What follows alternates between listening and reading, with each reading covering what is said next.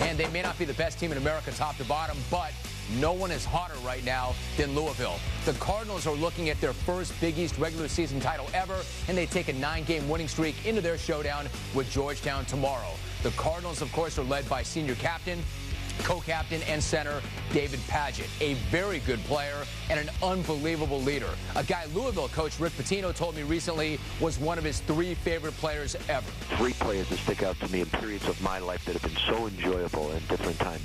The Knicks, Mark Jackson, Billy Donovan, 1987 at Providence College, and then the latest was David Padgett. I've never seen someone so selfless. What Bill Russell used to tell me when I was with the Celtics about team ego, that he didn't care about how many points he scored, how many rebounds he got. All he talked about was his 11 world titles. The only thing about his ego was team, and that's the way Padgett is. That's incredible praise coming from a guy like Rick Pitino. But when you watch Padgett play, you see how he carries himself, and you listen to him speak, you can see where Pitino is coming from. The guy broke his kneecap back in November.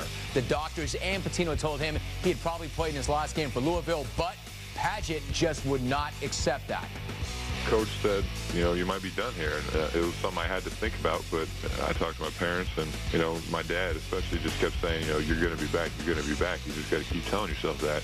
I really tried to stay positive. And one thing that kind of told me that I would be back was the fact that every time I have been hurt before, I've bounced back a lot quicker than they expected. So I've always kind of been a quick healer. And, I really just tried to keep telling myself that, and I did it.